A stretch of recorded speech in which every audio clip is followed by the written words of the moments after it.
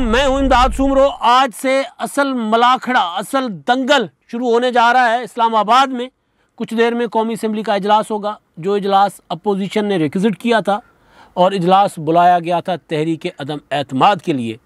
कल स्पीकर कौमी असम्बली ने कल शाम को एजेंडा जारी किया इजलास का, और इजलास की डेट तो पहले ही जारी कर दी गई थी। तो इजलास के एजेंडे में 15 नुकाती एजेंडे में तहरीक अदम एतमाद को भी शामिल किया गया है। अब होगा क्या तहरीक अदम एतमाद पेश हो सकेगी? तहरीक अदम एतमाद पर वोटिंग हो सकेगी? स्पीकर के पास क्या ऑप्शंस हैं, या स्पीकर क्या ऑप्शन इस्तेमाल कर सकता है? हुकूमत की तैयारी कितनी है तहरीक अदम एतमाद का मुकाबला करने के लिए? अपोजिशन की तैयारी कितनी है अगर हुकूमत तहरीक अदम एतमाद से भागे और असम्बली का इजलास ही ना होने दे, स्पीकर को इस्तेमाल कर ले? और क्या स्पीकर सिर्फ हुकूमत के कहने पे सारा कुछ कर सकता है, या किसी और ने भी स्पीकर को आइन और कानून की पासदारी करने का कह दिया हुआ है? सुप्रीम कोर्ट ऑफ पाकिस्तान में भी मामला है, वहाँ पर भी समाअत हो रही है। रेफरेंस, हुकूमत का रेफरेंस, उसके अलावा सुप्रीम कोर्ट बार एसोसिएशन की दरख्वास्त, हुकूमत क्या बल्कि सदर का रेफरेंस। सदर तो वफाक होते हैं, लेकिन बहरहाल ये वाला रेफरेंस जो है वो सदर वफाक की नुमाइंदगी या रियासत की नुमाइंदगी करने के बजाय हुकूमत की नुमाइंदगी करने के लिए वो भी अदालत में पहुँचे हुए हैं। बिल्कुल इस तरह जिस तरह स्पीकर जो हैं वो कस्टोडियन ऑफ हाउस होते हैं, लेकिन वो कस्टोडियन ऑफ हाउस बनने के बजाय, गैर जानिबदार बनने के बजाय वो पार्टी बने हुए हैं। वो कहते हैं जी मैं तो इमरान खान साहब के साथ खड़ा हुआ हूँ और मैं तो इमरान खान साहब के हुक्म पर चलूँगा। और एक और मामला तैयारियों के हवाले से अपोजिशन की तैयारी वो नज़र आ रही है, हर तरफ नज़र आ रही है कि अपोजिशन नंबर पूरा कर रही है। कहीं से भी कोई भी ऐसा रास्ता नहीं जाने दे रही जहाँ उसको लीकेज होती है ना, कि जहाँ से कोई लीकेज हो जाए और अपोजिशन की जो गेम ख़राब हो जाए। हुकूमत ने उसका मुकाबला करने के लिए क्या बंदोबस्त कर रखा हुआ है? शहबाज शरीफ साहब कह रहे हैं कि जी वो बंदोबस्त जादू टोने के ज़रिए किया जा रहा है। शहबाज शरीफ कह रहे हैं, मैं नहीं कह रहा। शहबाज शरीफ साहब ने आसमा शिराज़ी को इंटरव्यू दिया है। आसमा शिराज़ी जिनकी किरदार कुशी की गई थी, जिन्होंने एक आर्टिकल लिखा था कुछ अर्सा पहले BBC पर, जिसमें उन्होंने कहा था, इशारा दिया था कि कुछ इस तरह के मामलात भी किए जा रहे हैं सियासी हिकमत अमली के बजाय, मुल्क चलाने के लिए हिकमत अमली इख्तियार करने के बजाय कुछ इस तरह के मामलात किए जा रहे हैं। तो उन पर आसमा शिराज़ी के ख़िलाफ़ हुकूमत ने ऑर्गेनाइज्ड एक प्रोपेगेंडा किया था। अब आसमा शिराज़ी का इंटरव्यू, और शहबाज शरीफ साहब अपोजिशन लीडर हैं और वो कहते हैं कि जी मैं बग़ैर किसी तरदीद के खौफ के, बिला खौफ तरदीद, बिला, उर्दू मेरी भी ख़राब है ना, मतलब उर्दू सिर्फ बिलावल भुट्टो की और इमरान खान की ख़राब नहीं है, मेरी भी ख़राब है। तो बिलावल ने ठीक कहा था कि भाई उर्दू हमें प्यारी है, उर्दू हमारी कौमी ज़बान है, लेकिन उर्दू हमारी मदर टंग नहीं है। हम सिंधी, पंजाबी, बलोची, पश्तून, हम उर्दू बोलेंगे कोई ना कोई गलती कर जाएंगे, तो लिहाजा उस गलती की पेशगी माजरत। तो बिला खौफ तरदीद शहबाज शरीफ साहब कहते हैं कि जी मैं ये कह रहा हूँ कि बनी गाला में मनो मुर्गी का गोश्त जलाया जाता है ताकि वो जो असरात हैं इमरान खान के ख़िलाफ़ जो कुछ हो रहा है उसके असरात ज़ायल किए जाएं। इमरान खान के ख़िलाफ़ इस तरह की चीज़ें की जाती हैं। अगर शहबाज शरीफ साहब ठीक कह रहे हैं, मतलब मैं ये बात नहीं कर रहा, मैं शहबाज शरीफ साहब को कोट कर रहा हूँ, लेकिन होता ये है कि जादू का तोड़ जादू के ज़रिए किया जाता है। कहते हैं कि जी आपके ऊपर किसी का साया है तो फिर उसके लिए भी कोई ऐसी कोई पढ़ाई शढ़ाई करवाई जाती है, किसी जादू टोने वाले के पास जाया जाता है। यहाँ मसला ये है कि यहाँ पर नंबर का मामला है। अब हो सकता है कि जी इमरान खान साहब इससे अगर वो करवा रहे हैं तो मुमकिन है, क्योंकि वज़ीर आज़म वो भी बने तो उनका ख्याल यही था कि वो कुछ इस तरह की चीज़ों की वजह से भी बने। तो बहरहाल उनका ज़ाती मामला है, उसमें मैं ज़्यादा बात नहीं करूँगा। लेकिन यहाँ मसला है नंबर का। पहले तो हुकूमत ने यह कोशिश की कि इजलास ना होने पाए। हुकूमत ने 14 दिन की जो पाबंदी थी आइन की, वो स्पीकर से उसकी खिलाफ वर्जी करवा दी, लेकिन स्पीकर ज़्यादा आगे नहीं जा सकते थे। एक धमकी आ गई अपोजिशन की कि अगर आपने तहरीक अदम एतमाद पेश ना की तो फिर हम धरना दे देंगे, फिर हम देखते हैं कि आप कैसे करते हैं वो अपना OIC कॉन्फ्रेंस। उस पर तनकीद की गई तो, और हुकूमत की जानिब से उसको इंडियन एजेंडा कहा गया। तो बहरहाल स्पीकर पहले कर चुके, उसके बाद स्पीकर साहब आइन की खिलाफ वर्जी कर चुके, उसके बाद स्पीकर साहब ने इजलास बुलाया आज के लिए। आज 25 है और 25 मार्च के लिए स्पीकर साहब ने इजलास बुलवाया, और ये तजब्जुब था कि क्या उसके एजेंडे पर तहरीक अदम एतमाद शामिल होगी या नहीं होगी। अब जो प्रोसीजर होता है वो भी मैं आपको बता देता हूँ कि वो एजेंडा में शामिल होने का मतलब ये नहीं है कि वो आइटम एजेंडे अपना उस पर कार्रवाई भी हो, असेंबली का हिस्सा भी बने सेशन का। वो होता है कि जी जैसे स्पीकर साहब खुद भी कह चुके हैं कि मैं गैर मुय्यना मुद्दत तक मुलतवी कर सकता हूँ। तो उस सूरत में क्या होगा, अपोजिशन क्या करेगी? तो लेकिन इमरान खान साहब अगर तहरीक अदम एतमाद पर कार्रवाई जाती है, जो कि इम्कान ज़्यादा है कि मामला उस तरफ जाएगा, तो फिर इमरान खान साहब क्या करेंगे, उनकी तैयारी क्या है? तो उनकी तैयारी वहाँ पर निल है। कल सियासी कमेटी का इजलास हुआ पीटीआई की, मैं वो प्रोसीजर पर बाद में आता हूँ। कल पीटीआई की सियासी कमेटी का इजलास हुआ। उस कमेटी के अंदर से जो खबरें आई हैं वो ये हैं कि जी तजवीज़ दी गई है कि स्पीकर साहब को कहा जाए, बल्कि ये कहना नहीं होता, वज़ीर आज़म साहब तो हुक्म देंगे ना। स्पीकर साहब कहते हैं कि मैं तो इमरान खान साहब का सिपाही हूँ, तो सिपाही को तो फिर कमांडर हुक्म ही देता है ना। तो स्पीकर साहब को हुक्म जारी किया जाए कि वो आज इजलास हो, वो जो रुकन फौत हो गए उनके लिए दुआए खैर की जाए, दुआए मगफरत की जाए, उनकी फातिहा ख़्वानी की जाए, और उसके बाद इजलास प्रोरोग किया जाए, गैर मुय्यना मुद्दत तक इजलास मुलतवी कर दिया जाए। और फिर स्पीकर के इस इक़दाम को कहीं चैलेंज नहीं किया जा सकता, क्योंकि वो पार्लियामानी प्रोसीडिंग है और पार्लियामानी प्रोसीडिंग्स अदालत में चैलेंज नहीं हुआ करती। तो इसका फ़ायदा उठाया जाए। आइन शिकनी का जहाँ तक ताल्लुक़ है, तो आइन शिकनी तो हो चुकी हुई है, आइन तो तोड़ा जा चुका हुआ है, क्योंकि 14 दिन के अंदर अंदर रिक्विजिशन पर इजलास बुलाना था। 8 मार्च को अपोजिशन ने रिक्विजिशन जमा करवाई थी और उसके मुताबिक 21 मार्च को इजलास होना था, लेकिन स्पीकर साहब ने नहीं बुलाया था। तो आइन अंदर सियासी कमेटी में कहा गया कि अगर स्पीकर साहब को आइन शिकनी का इल्ज़ाम आएगा, उनकी के ऊपर ये वाला प्रोपेगेंडा अपोजिशन करेगा, इस तरह का कोई प्रेशर स्पीकर साहब पर आएगा, तो वो तो हो चुकी हुई है। लिहाजा एक बार फिर सही, वो कहते हैं ना कि एक कत्ल की सज़ा भी मौत होती है और 10 की भी मौत होती है। तो एक बार आइन शिकनी पर भी आर्टिकल 6 लगेगा, जो कि ज़ाहिर स्पीकर पर नहीं लगता। मतलब 2 बार करोगे तो भी आर्टिकल 6 लगेगा, अगर लगता भी है तो पहली वाली पर भी लगेगा, दूसरी वाली पर भी लगेगा। लिहाजा हुकूमत बचाओ या हुकूमत बचाने का जतन करो और किसी तरह अप्रैल तक मामला ले जाओ, गैर मुय्यना मुद्दत तक मुलतवी करो। उसके बाद क्या होगा कि जी एक और रिक्विजिशन आएगी, करारदाद आएगी, और उसके बाद फिर आपने 14 दिन लेने हैं तो आ जाएगी, अप्रैल आ जाएगी, और अप्रैल में हमारी सत्ता ही खैर है, अप्रैल तक हमें फिर कुछ नहीं होना। तो ये सियासी कमेटी में इतने बड़े सियासी हमले का, जमहूरी हमले का तोड़ जो है वो ये बताया गया है। अब प्रैक्टिकली होगा क्या, उस पर मैं बाद में आता हूँ। अपोजिशन की तैयारी क्या है कि आसिफ जरदारी साहब, शहबाज शरीफ साहब, बिलावल भुट्टो जरदारी, मौलाना फजलुर रहमान कल शाम को फिर मिल बैठे शहबाज शरीफ साहब के ज़ोहराने पर, इशाइये पर। ज़ोहराने पर एमक्यूएम वाले आए थे आसिफ जरदारी साहब के पास, और उनके सबके मुस्लिम लीग कायद आज़म के साथ भी राब्ते हैं। अब वो अपनी तैयारी कर रहे हैं। अब कल स्पीकर साहब अगर इजलास को आइन, कानून और ज़ाब्तों के मुताबिक चलाएंगे तो अपोजिशन की सारी जो तैयारी है वो उसके अकॉर्डिंगली जाएंगे, प्लान, अपने प्लान के तहत। अगर स्पीकर साहब उस पर नहीं जाते तो उनकी प्लानिंग क्या है उस पर भी मैं आता हूँ। लेकिन अब पहले होगा ये जो होना चाहिए, वो ये कि इजलास होगा। इजलास में अपोजिशन कोशिश ये करेगी कि तहरीक अदम एतमाद पेश कर दी जाए।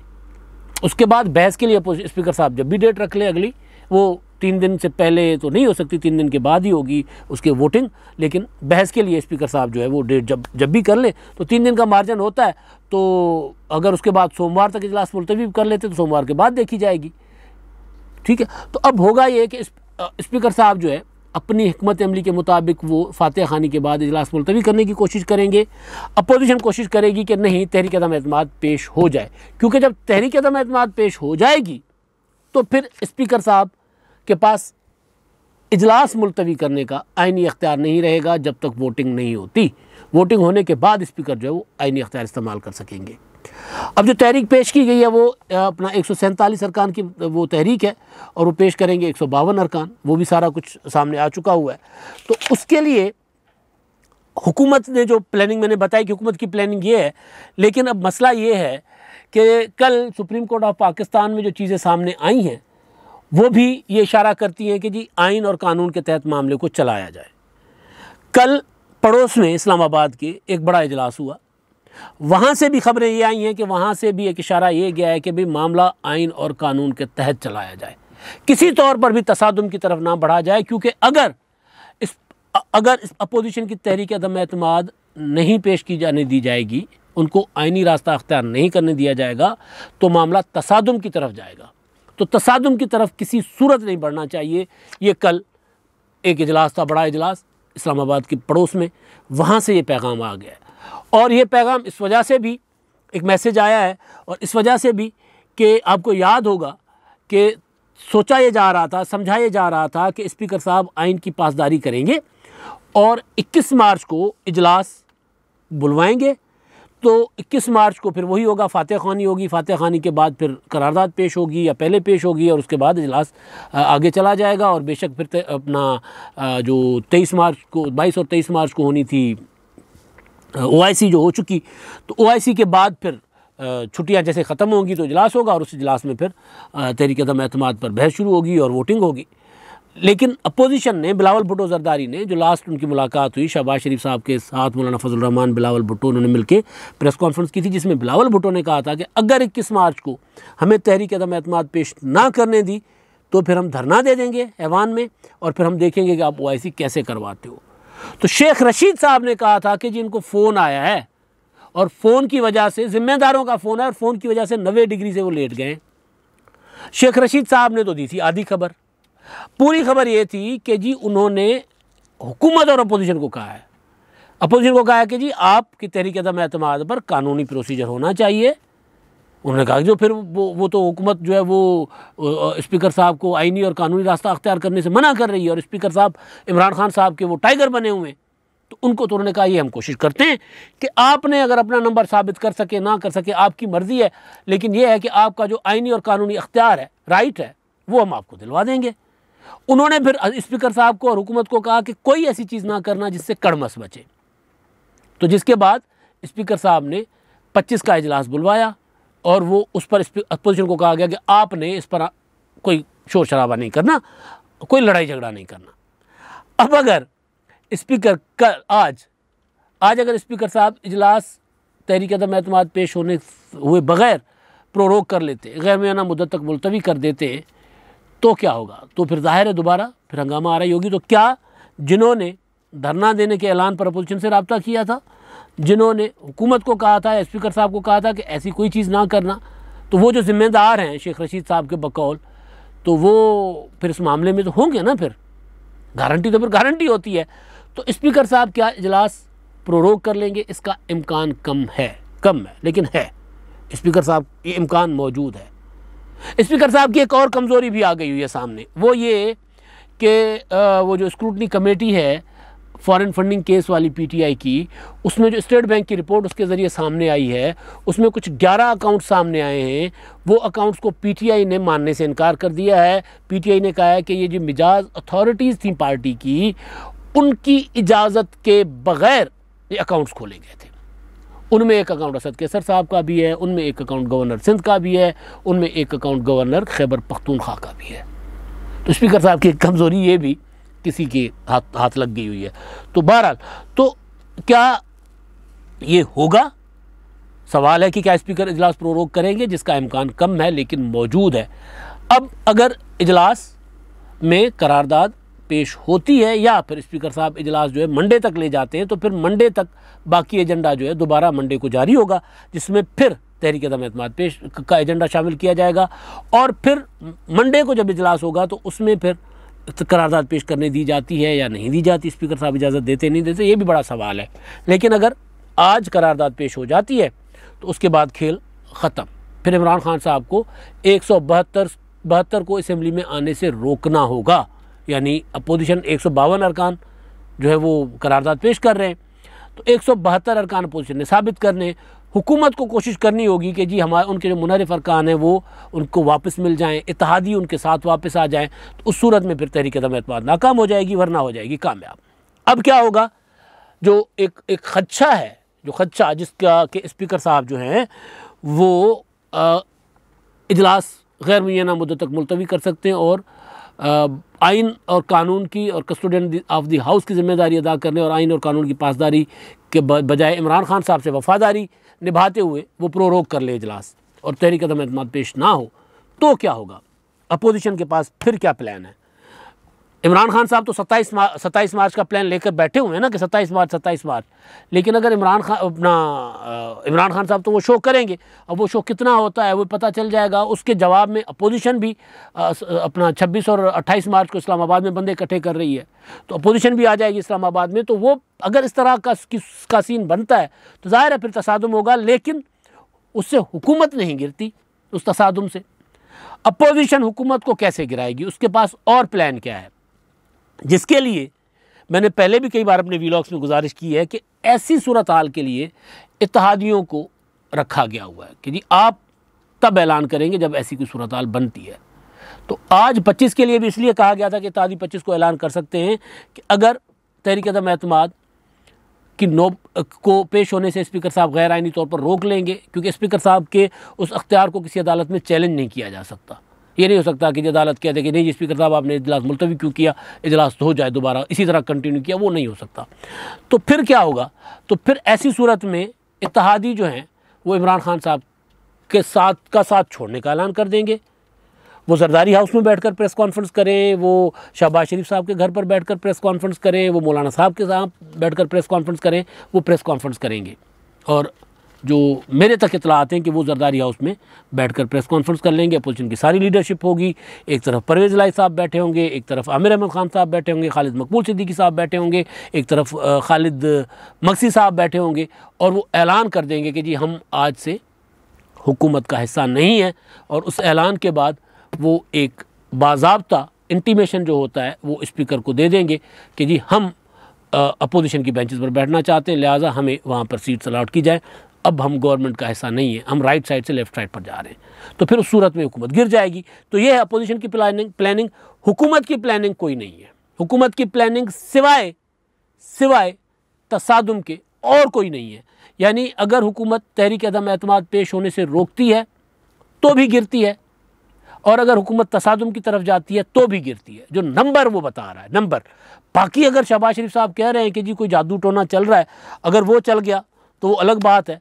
अलबत्ता जो सियासी हिसाब किताब है, जो आइन और कानून का हिसाब किताब है, और अब तक जो कुछ अपोजिशन के अंदर से जो खबरें आ रही हैं और अब तक हुकूमत के अंदर से जो खबरें आ रही हैं, वो ये बता रही हैं कि आज अगर कौमी असम्बली का इजलास होता है और इस इजलास को प्रोरोग कर भी दिया जाता है तो भी बकरे की माँ ज़्यादा देर खैर नहीं मना सकती, और इमरान खान साहब जो हैं वो उनकी हुकूमत ज़्यादा देर नहीं चलेगी, चाहे वो जो मर्ज़ी कर ले। हाँ, उस सूरत में उनकी बचत है कि वो इत्तेहादियों को वापस मनाने में कामयाब हो जाएं, अपने जो नाराज़ अरकान हैं उनको वापस लाने में कामयाब हो जाएं, जिनकी तादाद बहुत ज़्यादा है। नाराज़ अरकान, इत्तेहादियों का नंबर तो बहुत थोड़ा है। इत्तेहादी तो गिनती के कोई 17 हैं, 17 ये और 2 अगर GDA के मिल जाते तो 19, लेकिन PTI के टूटे सितारों की तादाद बहुत ज़्यादा है इत्तेहादियों से। तो बहरहाल आज से वो गेम शुरू हो चुकी हुई है जिसका इंतज़ार था सबको। अब देखते हैं कि इसमें इमरान खान साहब की चालें तसादुम वाली, मैं नहीं छोड़ूंगा, मैं ख़तरनाक साबित हो जाऊंगा, वो कामयाब होती हैं, या फिर अपोजिशन की चालें जो पार्लियामेंट के अंदर से इमरान खान को गिराना चाहते हैं वो कामयाब होती हैं। अब तक के लिए इतना ही। अल्लाह हाफ़िज़।